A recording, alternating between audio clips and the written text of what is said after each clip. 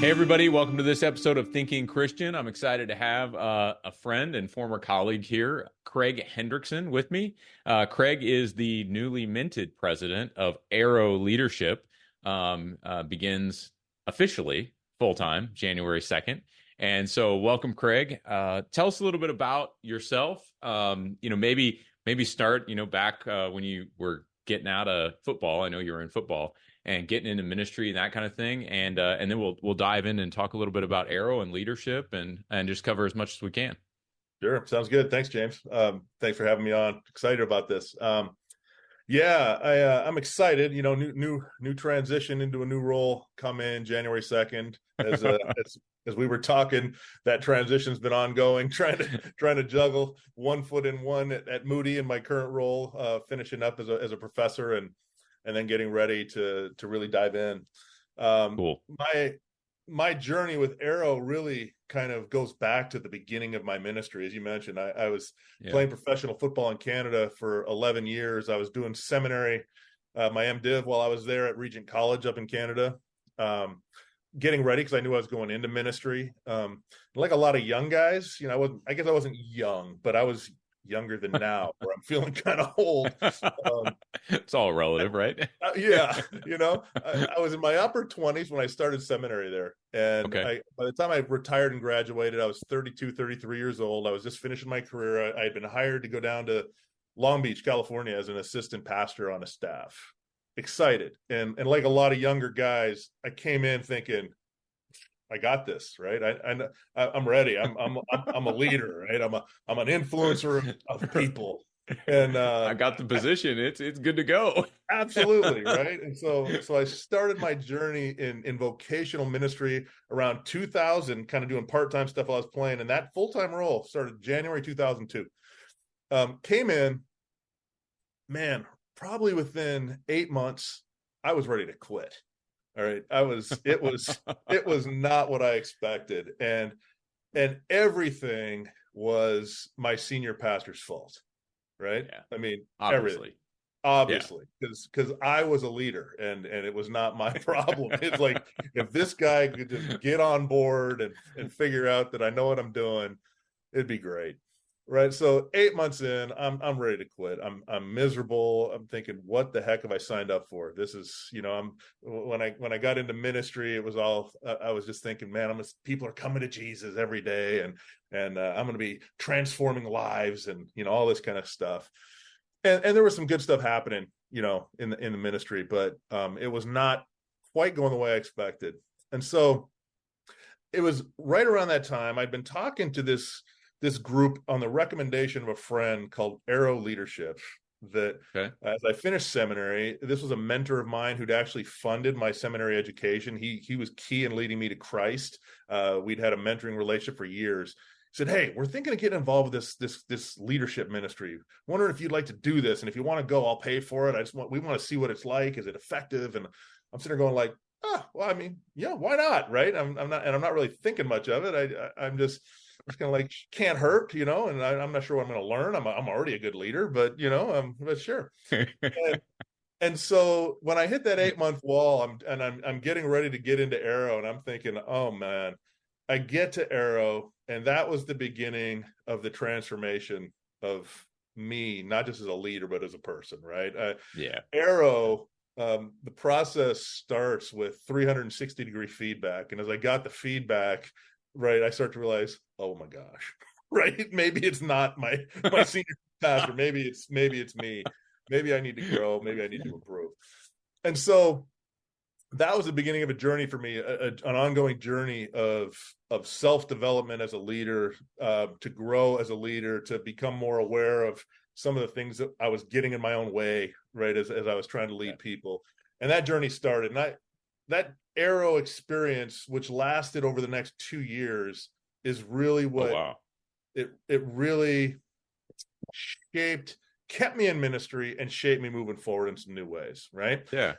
The Arrow program's adapted a little since then. It's not quite the same as it was when I went through. Still a lot of similar principles, but that journey in community with some other leaders and with mentors pouring into me really helped me to see where I needed to grow, and that shaped me. And so as I finished my role, Arrow kept me in that role, kind of helped me stay in that role for a couple more years. I stayed in that role in that church for 4 years. I then joined a group back then called Church Resource Ministries. Now it's called Novo, and that was another transformational experience for me. We became really leadership coach, consultant, and trainers for urban leaders in areas that I was really passionate about: multi-ethnic ministry and missional ministry. Right? How do we engage our communities intentionally with God at the center and helping them to have these transformational experiences? I spent the next 6 years with them, really refining my approach to leadership. But it was a funded position, and right in the middle of that experience, 2008 came along. And 2008, if you remember, wasn't exactly a fun year financially, especially for the next few years, right? Yeah. And so as home-based missionaries, we lost 80% of our funding within a 6-month period. And it was a rough couple years for us. That eventually led me back into the pastorate. I became a senior pastor for a few years.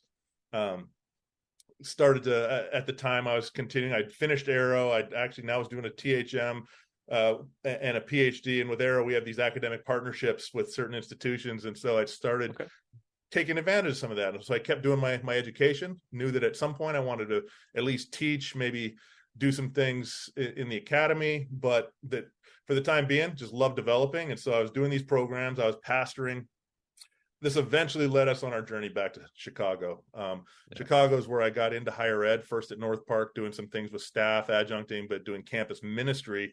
And then eventually at Moody, where I became, right now my role is associate professor of missional leadership. I oversee that program and have been here for now almost 8 years, basically teaching different aspects of leadership, intercultural leadership, missional leadership, and different elements at Moody with my students in my program and a few others. And so that's kind of the little roundabout way of kind of bringing us to where we are now at this stage, where now I'm kind of going full circle back, getting ready to just roll back into Arrow. So I'm actually really excited about it.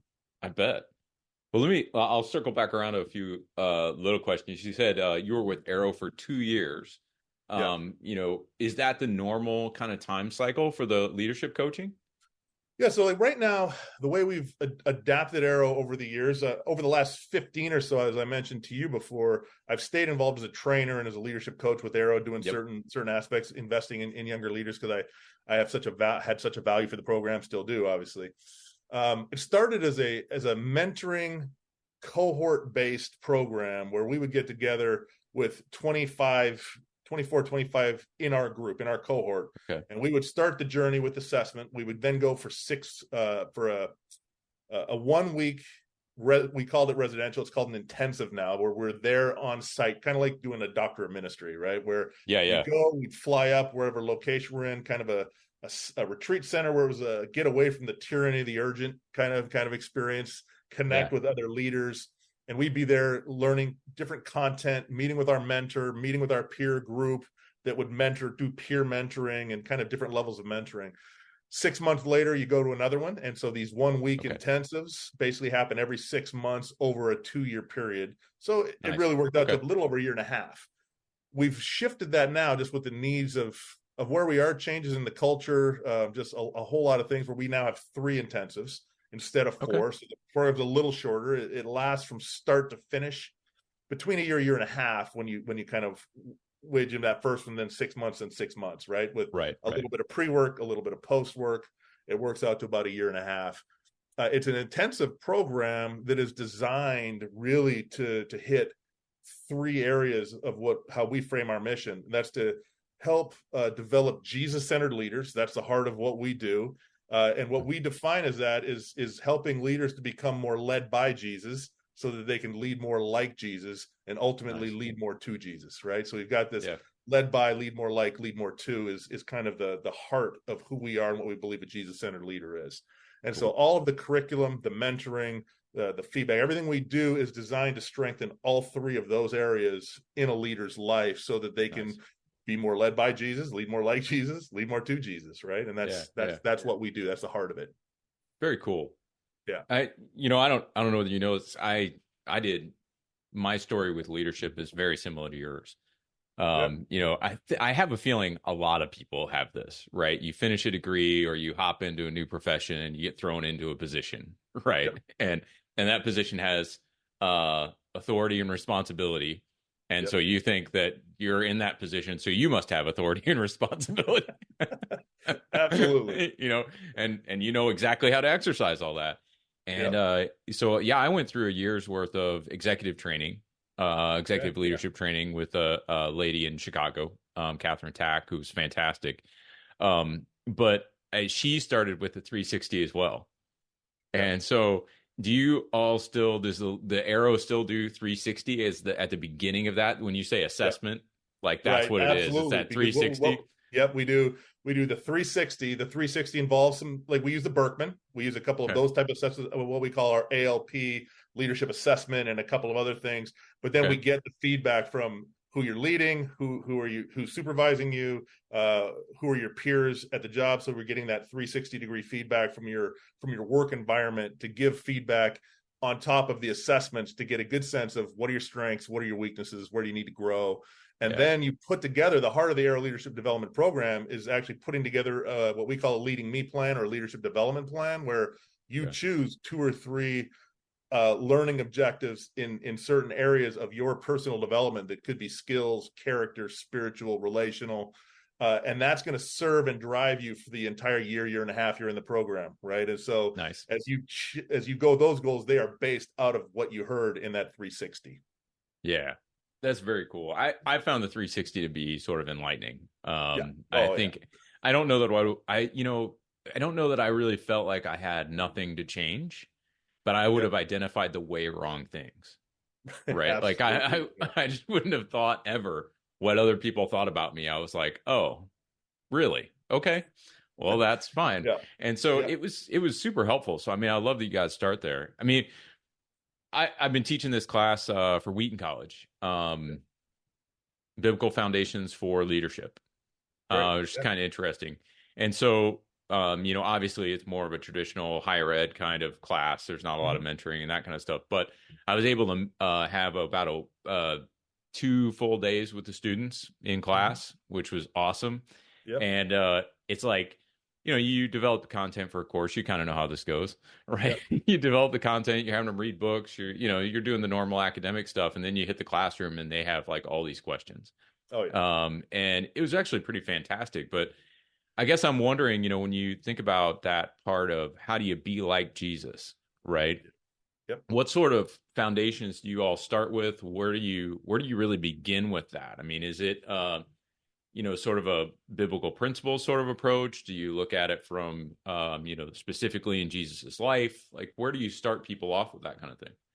Yeah, so I'd say that what we try to do is really kind of a holistic approach. Everything Okay. we do is anchored in really the leadership of Jesus, right, as our exemplar. Now Okay. we pull in other scriptures, obviously, and stories Yeah. of how Jesus transformed people, and you can see Peter, how he changed, right? He grew from this sort of arrogant, brash, going to rush in, not always thinking through, right, to Yeah. Yeah. being transformed and forgiven, right, and then really restored, and moves into a whole more effective level of leadership. So we'll pull in other scriptures, obviously, as well, but we really do believe that Jesus is the example of the greatest leader who ever lived, right? And that if we really learn from some of the ways he engaged and encountered people, that can really serve as a foundation for all that we do, which is why we frame our mission statement around these 3 ideas, right? Being Okay. led more by him, lead more like him, and lead more to him. Yeah. And so we will have, when we have our content, so to speak, when we're at the intensives, we have, let's say we get there Tuesday night, there's some social time, Wednesday, Thursday, Friday, for example. Those are going to be 3 days of different types of content on different topics we feel are important that are around those 3 areas of investment. And Okay. we're going to pull in biblical narratives to reflect on. There may be days we work on where we send participants actually out to do some scripture meditation on certain encounters Jesus has with people, to reflect on leadership practice and Nice. their own, or other types of things that we do, right? So what we do is a mix of instruction with reflection, with biblical reflection, the feedback, and all of those things. And so I think that leadership development itself is it's essential as Christian leaders. If you believe that a Christian leader's goal is to influence or lead people toward God's preferred future or vision for those people, at that time, right? If it's about moving people closer to where he envisions them to be, where he wants us to be together collectively. Right. Well, most of us would say, when you talk to the average person in the church or in your organization or whatever, it's like, yeah, we want to be here. Oh yeah, we value this, right? But you've spent enough time to know that with organizations and individuals, we have these things called values, right? And sometimes our preferred values, right, who we want to be, who we think we are, who we, what we say we were about, don't line up with our lived values, right? We have this gap that is just wide. Sometimes we say we're about encouraging or loving. So for me, like, I get my 360 feedback, right? And I say, oh, I'm an encourager, right? Well, I was raised in a way where the favorite mantra was "suck it up," right? And if very you do encouraging. your job, you've done your job. At Thrivent, planning your finances is bigger than money. It's a way to support the people, causes, and community you love. Because helping you put your faith into action is at the heart of what we do. Thrivent, where money means more. Connect with us at Thrivent.com. Right now, move on to the next. And so my envision of encouragement was like, boom, somebody gets their job done. It's like, okay, great. What's next? Right? Let's go. And so I think I'm an encouraging leader because I'm not a discouraging leader, right? But I get the 360 feedback. And back then we were using, one of the assessments we used was Kouzes and Posner's, leadership challenge. And they have an assessment off their 5 areas. And one of them is leader as encourager. And so I get the graph that has 2 lines, and my graph is like, here, they're kind of going like this for the most part, they're really close. And then we get to encouragement, it goes like this. And I score myself in the 90th percentile, and those I'm in my feedback, they score me in the 10th percentile. Yikes. And that was that moment where I just kind of went, right? What the?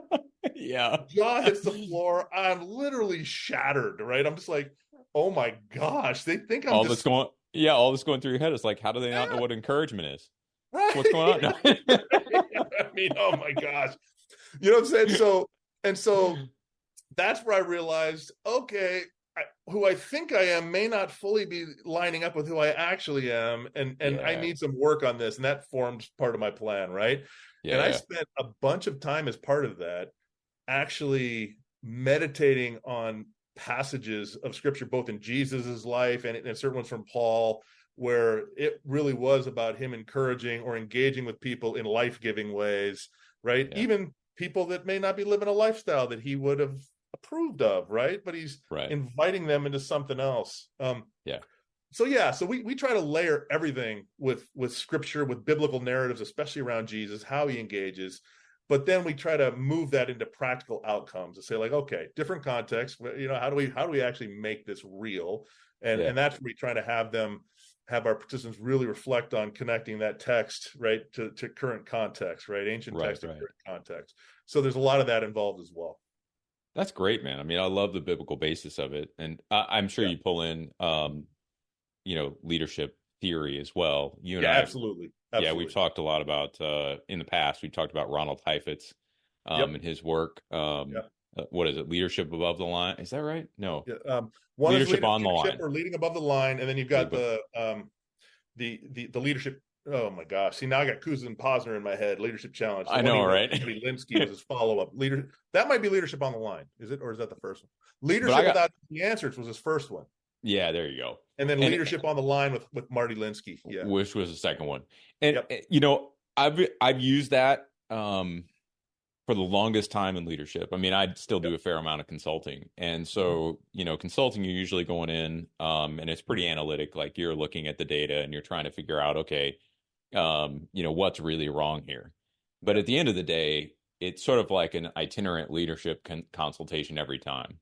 Because most of the time, what you're really trying to do is help people understand what's actually wrong, not where they're feeling it, but what's actually wrong. And so for all of you out there who are listening to this and you haven't read Ronald Heifetz, number one, I'd say go grab a book. His books are great. They're really readable.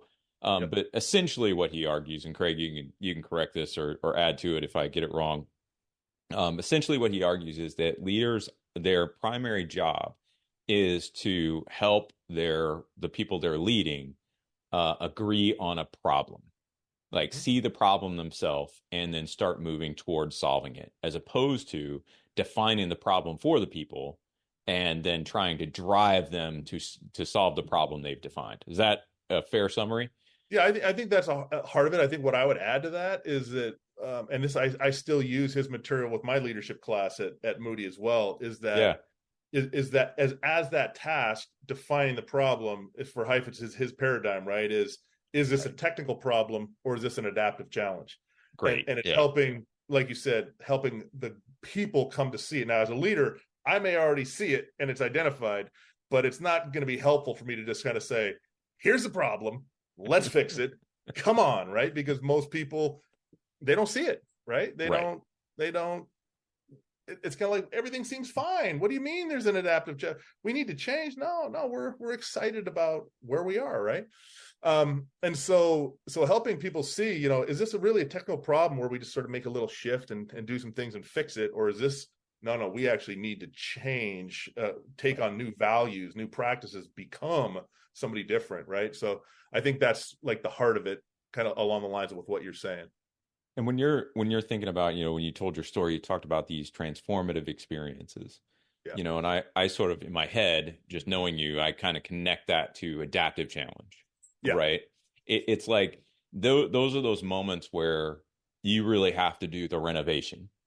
Yeah. Right. There's no more duct tape in the walls together. There's no more, I can't put any more caulk on that to hold it together. Like, we actually now have to do the renovation. So here we go. Is that a fair, kind of bringing of those together? Absolutely. Yeah, absolutely.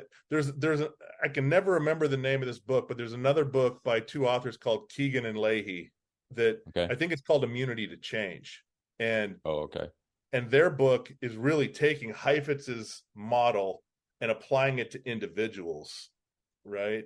And so as they apply this to individuals, that's where they come up with this sort of paradigm for coaching, and even you can take it organizationally, but they use this language of, what are your competing commitments, right? And what they're getting at is not, oh, I don't have enough time or this or that, or I'm busy with kids. It's no, what are the internal things that are actually preventing you from the desired outcome that you want? So I want to be this, right? I want to be more gracious and loving.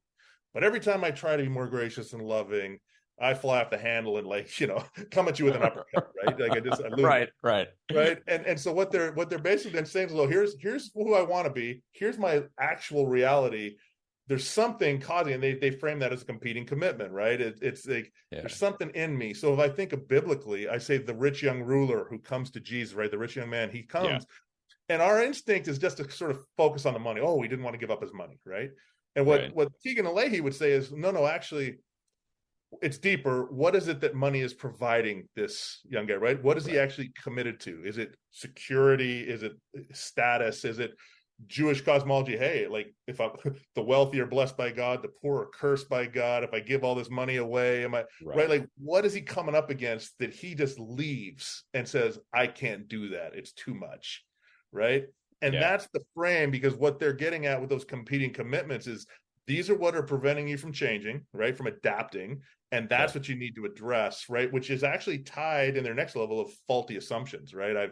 I've got a faulty assumption about God in that case, about life, about money and finances, whatever it is that I have to address, right? So I think they use Heifetz's paradigm, and I love it the way they do that, because you're diving now into the adaptive.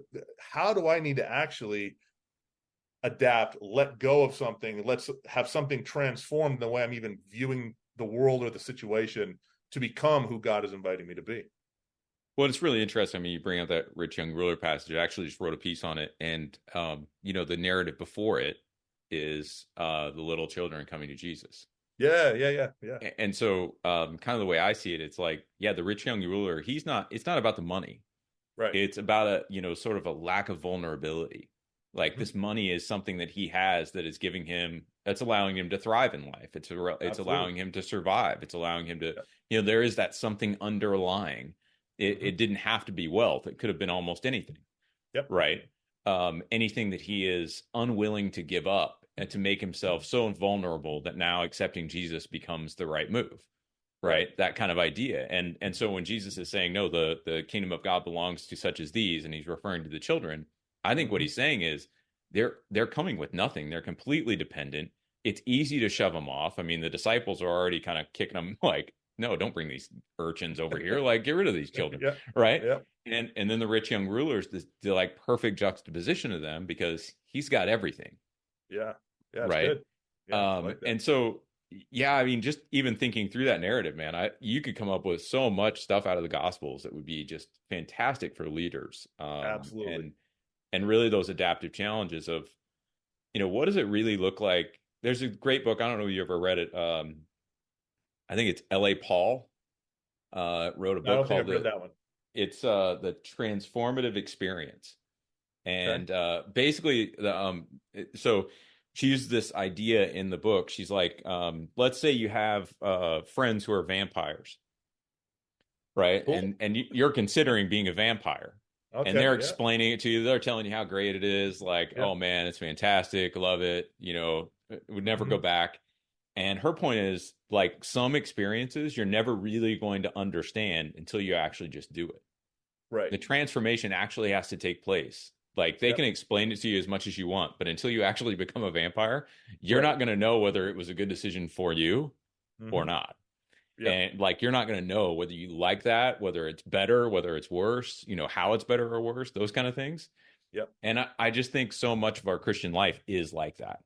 Yeah. It's like we don't really fully grasp what it is to follow Jesus in this moment.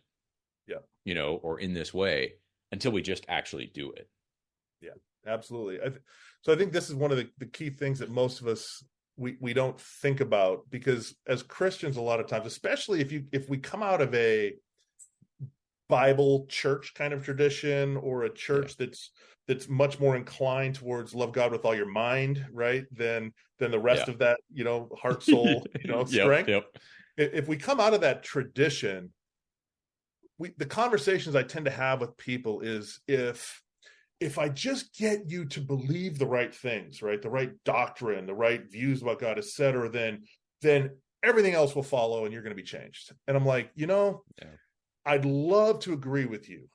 The problem is I've seen too many examples, and even in my own life, where it doesn't happen, right? Like, here's the thing.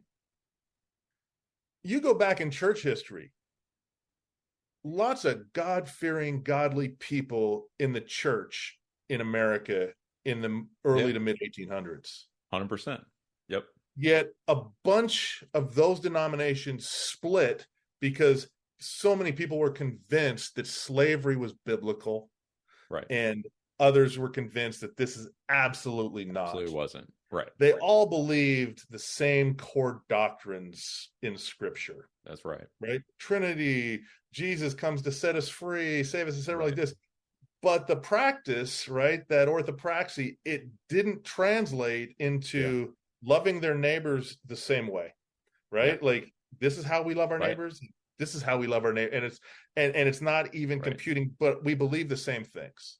Yeah. Right. Or the person who knows, I mean, more relevant now, adultery is a sin. Yet how many Christian husbands or wives actually commit adultery? Right. Well, it's not as simple as knowing, right? I mean, knowing is great. That's foundational, right? We do need to know. But if you're not able to translate that to wisdom, right? And that's, I think, why Paul says knowledge does what? Just puffs up and makes arrogant, right? But the skill of living takes that and puts it into practice because of some volitional commitment and will and other things that are being invited. And the only way I can sometimes do that is through experience of doing, right? Like, what changed my view on the poor actually was when we lost our funding as in our ministry. And I suddenly realized we have nothing. I'm do whatever I can. I've got to borrow money from my mom, right? And I'm a 40-year-old man, and I'm sitting there going, oh my gosh, I'm calling my mother to borrow money because I couldn't get a job, and I've got 2 master's degrees. I'm in a doctoral program, right? I've been doing whatever, and I can't get hired. I couldn't get hired to walk the floor at Target. I mean, I was applying for everything, right? And I'm sitting here as I'm experiencing this, and we are struggling, and I realized for the first time, maybe everybody who's poor isn't there because they're lazy. because Right. I'm not lazy, right? And Right. I'm working really hard here. Right. And it was the experience of losing all of that, all of our funding. I've got a paycheck coming in one 2-week period for 73 cents. Yeah. Right. Literally, that's my deposit in my bank account. I'm looking at this going, what the heck am I going to do with that? Right. Yeah. Yeah. And it's the experience. Right now, I'm actually living it, and I'm working hard. I'm doing everything I can to build more supporters, to applying for jobs. I can't get hired. Right. So for me, when you focus so much on learning about this and you leave out like this, right? The boom, put it into action. When you don't give people those experiences, when you don't create other spaces for the heart, for the soul and for the kinesthetic experience, you're doing a disservice, because you cannot learn unless you are that 10% who are just, oh, I got it. I got the idea and I can put it into practice, right? The 90% aren't like that. Yeah. For some of us, personal finances aren't just personal. They include loved ones, neighbors, the communities we call home, and the causes we hold in our hearts. At Thrivent, planning your finances is bigger than just money. We help you put your plans into motion and faith into action so you can do more for the ones in your heart. Because sometimes all you need to make a difference is someone to help you make it happen. Thrivent, where money means more. Connect with us at Thrivent.com. I would even say, I think over the course of my career, one of the things my wife has always said to me is, she's like, what you're good at is learning what to do and then doing it. Mm-hmm. Right. Like, I'm good at putting things into practice. But when I look at it, I say, no, because there's way more that I know that I'm actually putting into practice. Right. Like, it's almost impossible, I think, for us to know less than we're actually putting into practice. Right. It's even impossible just to get it even. Right. I think we're always going to know more than we're doing. And that's just part of it. I mean, it is. I had a very similar experience to you, and I think this was definitely eye-opening for me. I mean, I couldn't get a gig after I was done with 2 masters and, most of my doctoral work, right? Churches wouldn't touch me, like, too much education, too much this, too much that. I couldn't get a part-time ministry job. Yep. And, I'm just sitting there like, this is unbelievable. Like, all of a sudden, you think you're positioning yourself to do something and do something fairly well. And then all of a sudden you can't, like you said, I can't get a door, or I can't get a job walking the Kmart floor. Like, you just could not get a job. Yep. And it is very humbling. I think in that time, it reminded me that, number one, all these things that we think we do in order to sort of secure ourselves, education, right? Mm-hmm. My dad had a high school diploma. My mom had a bachelor's, and there were real lean times growing up. And so education was one of those things where it's like, no, just keep going with education. If you're educated, you always have an option, right? That kind of stuff. And I'm sitting there without a job going, well, that wasn't exactly true. Now, was it? But I think those were good things for me to go through. Absolutely. They really did teach me more about what was going on than anything else. And I can remember Kim and I sort of reflecting on it and going, like, we're so grateful that we have something of a safety net. Yeah. Right. Because if we didn't have parents, around, right, like, we'd be in trouble right now. We'd be either going into heavy debt. We'd be, doing this, doing that. Like, we knew what our options were, and we were really grateful that our parents were willing to help just a little bit. Yep. And kind of get us through the rough patch, because I think that's, in my experience, what happens with a lot of people. They start to get into that rough patch, no safety net, and you just start digging a pretty deep hole, and it's hard to get out of it, man. Absolutely. So, yeah, I don't know how we teach people that. Like, I don't know, outside of lived experience, right? Like, well, and this is the thing, right? This is why I think, like, you just that phrase you use, right? That's why I think mentoring is so important, right? Yeah. When it comes to developing leaders, because the lived experience that a mentor has and is bringing into you. Now, you may not be ready to hear it, but at least if that seed is planted, when the inevitable experience you're going to have comes, that seed is there, and you can kind of be like, man, Craig told me that 3 years ago, right? Yeah. And maybe I could reach back out to Craig, because, oh my gosh, and now we're going to come back, right? But it is, I just think, like, for example, when we had that experience, this was the most face stretching time, disillusioning time. I mean, I remember times where I was in the garage in my car, punching the roof of my car with everything I had, sitting in the garage for an hour, right before I'd come in the door, because I was so angry with God, feeling like he just led us down this primrose path to destruction. You lied to me, God. What are you doing? Right? Just total tantrum. Right? And I'm just going off on God. But it was through that experience where we had some of the most incredible faith building experiences.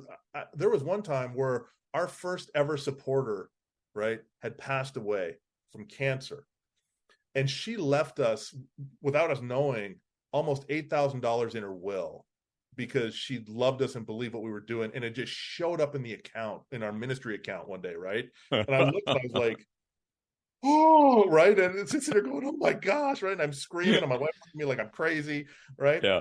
Another time, a group, FCA, Fellowship of Christian Athletes. I used to be involved with Athletes in Action when I was in the CFL. They invited me to come up and speak on Vancouver Island, and I'm like, well, why not? Like, I didn't ask for any money. I never did those days, but I just say I knew they'd give me an honorarium, and I'm like, hey, if it's 200 or 300, it's 200 or 300 more than we have right now, right? So they flew me up. I get there, and they asked me to share my testimony, and they wanted to hear maybe about like overcoming adversity and this. I said, well, and that's easy, right? We're in the now, and I'll just tell you my story. And I tell them the story, and I don't lie, like no motives in my mind at all, other than I want to give you this story, and I want to share how God has been working in me, struggling, etc.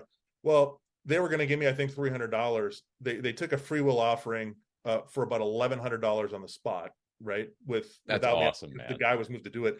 I go to check out of the hotel the next morning. There's an envelope, a package left for me, right? And it's like, oh, we got a package for you, Mr. Hendrickson, before you check out. I'm like, who the heck knows I'm in Victoria, right? Right.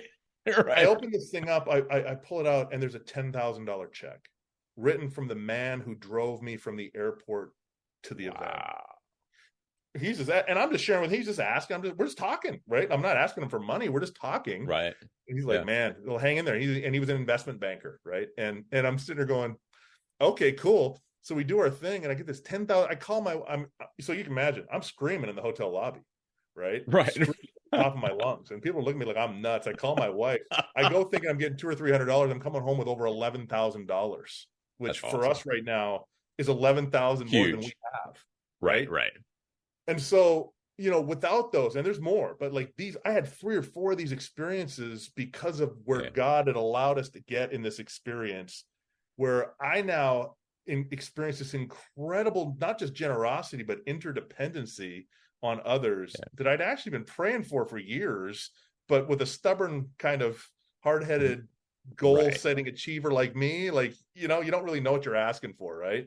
Yeah. And so it was in that experience that God actually shaped me and then prepared me for my next phase of ministry, when I was going to go into back into an urban kind of centered church and more of a transition neighborhood, and ministering to people that were on the whole spectrum of, I have nothing, I'm on food stamps, to, I'm pretty well off, right? No crazy wealth, but it gave me a whole new sense of compassion and understanding, right? Of the situation. I wouldn't have had that if I just went in right from my ministry with CRM to that church. It was that 2-year journey of struggling and disappointment and disillusionment that actually did the deep character formation in me that made me a better leader, right? It actually helped me it created empathy for others in me that I never had, because I was just a football player, right? I was just like, suck it up, Bo Peep. I mean, like, what are you doing? That was my attitude, right? Like, you're not totally tougher. You're not strong enough, right? And so here's where I'm realizing, well, okay, maybe it's not about that. Maybe there's something to this kind of holistic sort of the emotional side. Oh, okay, I guess I have one too, right? Maybe I better explore it more, right? So, yeah, dude. I mean, I think one of those things that I sit back and hate to admit now that I'm 45, right, is that wisdom actually does come with age. But I would say, I would amend it and say it's not age so much. I think it really is experience. Absolutely. I mean, you have to live long enough that life gets really, really hard. Yeah. And I think one of the things that I see Jesus doing with the disciples, particularly, when he sends them out early on, and he's like, hey, listen, don't take much with you. don't depend on the people who kick you out of the city, like only depend on the people who welcome you in and those kind of things. Yeah. He's trying to give them an experience of dependency, I think. Like he's trying to teach them just to go out, almost like sort of manna in the desert vibe, right? When he's he's leading Israel through the desert, and God says, "Oh, I did that so you'd learn that you don't live by bread alone, but on every word that comes from the mouth of God." And now you didn't quite figure it out, but some of you maybe did, others of you didn't. But I mean, I think Jesus is really trying to give his disciples that experience of, look, if you just do it this way, it'll work. It's not going to be fun or comfortable or, like he's not really trying to sell it. He's not glitzing it up, but it'll work. See, and here's a piece I love about that story, James, right? Like the thing that we don't notice often, right, is they then come back. Remember, what do? They're like, Jesus, it was incredible, right? Like, oh my gosh, miracles, and right, like all this stuff's happening, right? Right. And here's the thing, right? It's awesome because Jesus first, what does he do first? He says, my paraphrase, awesome, right? That's incredible. Way to go, right? But then he shifts and he kind of goes, but hey now, right? He says, don't celebrate in this. Rejoice that your names are written, in the book of life, right? It just like slow your roll. But then he transitions back out of that again. He kind of corrects them, right? So he's doing this debrief, right, with these leaders in a sense of the language we would use, where it's like, I'm going to celebrate your success. I'm going to correct you a little bit. And now I'm going to pray and bless you. And he kind of, thank you, Father in heaven, for this and all these things, right? And so he does this debriefing experience. And so me kind of coming back here a little bit to the beginning of our conversation, this to me is why a program like Arrow is so important for leaders, right? Yeah. Because what you do is that, like, you're doing all this stuff, right? But in our context of just the tyranny of the urgent, and there's always something next, and I don't take time for what Heifetz calls like get on the balcony, right? Get on the balcony, right? Just view it and see like what's going on here. Is we don't have time to do that, and so Arrow, what we do is we say, like, let's actually get you over here on the balcony. Okay, let's just take a look at what's going on in your life and your ministry and just all of the different things, so you can actually see how these things are working. Because with his illustration, it's that on the dance floor you can see your partner and a few people around you, but when you get on the balcony, now I can see the whole floor and the band and everything going on, right?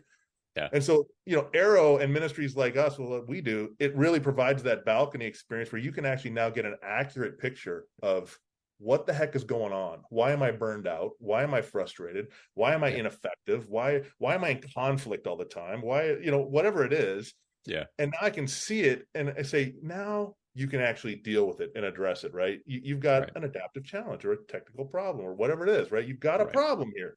Yeah. Now we can deal with it, and we're going to walk with you through that to address it so that you can actually become more effective, right? And learn how to lead like Jesus led, right? Like, think of when Jesus, what does he do? Spends all night healing people at Peter's mother-in-law's house at the beginning of Mark, right? Yeah. And then it says he steals away, he goes and prays by himself in the morning. All the leaders then come look for, or his disciples, they'll come look, Jesus, where are you? Everybody's looking for you, right? And of course, his answer was like, great, let's go back and do ministry, right? No, right. Not what he does. He says, okay, well, let's go somewhere else then, right? This is why I've come, right? Jesus steals away. He spends that time he needs with his Father, away from people pressing on him, all the needs, everything going on. He can now gain clarity, perspective, and also cultivate the courage to say good no's in service to his higher yes, is kind of how I picked that up somewhere. I don't even remember who I got it from, but that's right. You know what I'm saying? Like, it's he can say, no, these are good ministry opportunities, but I'm not doing it because my mission is to actually preach the gospel in all these towns. So we're going to go do that, right? And so I think that's a great model of sort of Heifetz's life on the balcony, right? It's that Jesus stealing away hours with his Father, trying to like, all right, God, right? All right, Father, right? What do you have for me, right? And it's clarity, it's perspective, it's courage, it's we're finding a sense of mission. Let's go.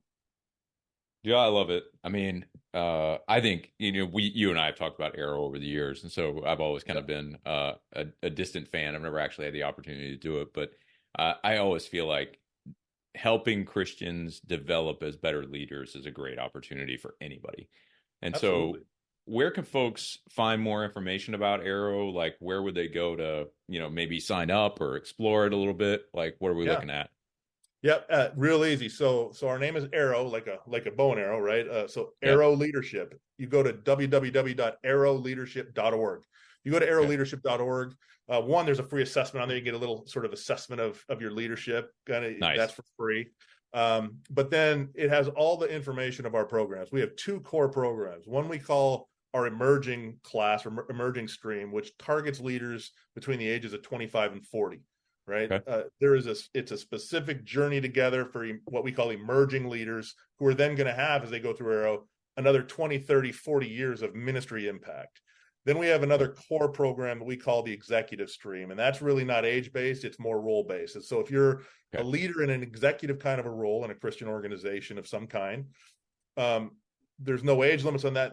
They're similar. The structure is similar, but the content's a little different because we're gearing the curriculum a little more to executive leadership issues. But both of them are still framed around led more by, lead more like, lead more to, for the different contexts that you're in. So you can get the information for that. If you're interested, there's forms on there you can fill out and submit. And our director, our VP of engagement will just reach out to you and try to set up an appointment. So absolutely, if you're out there and you're really looking to say, I want to take my leadership to the next level, or maybe I'm really swimming right now and I'm feeling lost, or you're somewhere in between, Arrow is a program that can help you. And so I'd encourage you, check it out. It's been around for over 30 years for a reason. And we've been doing what we've been doing for that long because it works. So.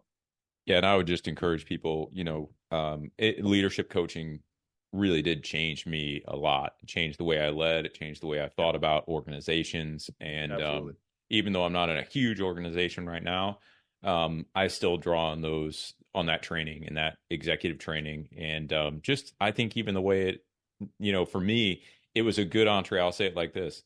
If you're sitting there and you're thinking, why would I do leadership? What I would say is, if you have any inclination toward leadership, a program like this with Arrow that's biblically based and transformative won't just affect your work life. It's going to affect your whole life.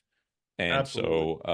I've found that to be, I think, the most significant thing that came out of my executive leadership. I mean, professional life's important, right? But just holistically, I was just a better husband, a better father, a better everything, right? A better churchgoer. Like, I was just better because it gave me so much of a different perspective. And so, man, thanks for doing what you do. I'm looking forward to you in the new role, January 2nd, starting up with Arrow Leadership. We'll have all the information in the show notes. So folks, but go to arrowleadership.org if you're interested. And Craig, thanks for being on, man. I really appreciate it. And love sitting around talking leadership and Bible. Does it get better than that? I don't think it does. Hey, my pleasure. James, anytime, I love to talk and love to talk. I got guests coming everywhere in here, as you can see. I got my dog walking in and out. I got my wife poking in. It was cool, man. The haunted door. Everybody wants to talk about leadership. See? Yeah, that's right. And my wife. All right, brother. Well, thanks a lot. And thanks, everybody, for listening. We'll catch you on the next episode of Thinking Christian. All right. I want to take just a second to thank the team at Life Audio for their partnership with us on the Thinking Christian podcast. If you go to lifeaudio.com, you will find dozens of other faith-centered podcasts in their network. They've got shows about prayer, Bible study, parenting, and more. Life Audio. But Jesus drank wine. If that line has ever been your justification for another pour, you're not alone. I'm Mead. And I'm Christy. We're 2 retired overdrinkers turned freedom from alcohol coaches. And on our podcast, But Jesus Drank Wine, we get real about what held us back, what helped us break free, and the sneaky stories about alcohol, about ourselves, and about God that kept us stuck. If you're a Christian woman wondering if your wine habit is worth rethinking, then this is your place. Follow But Jesus Drank Wine on your favorite podcast app or on lifeaudio.com.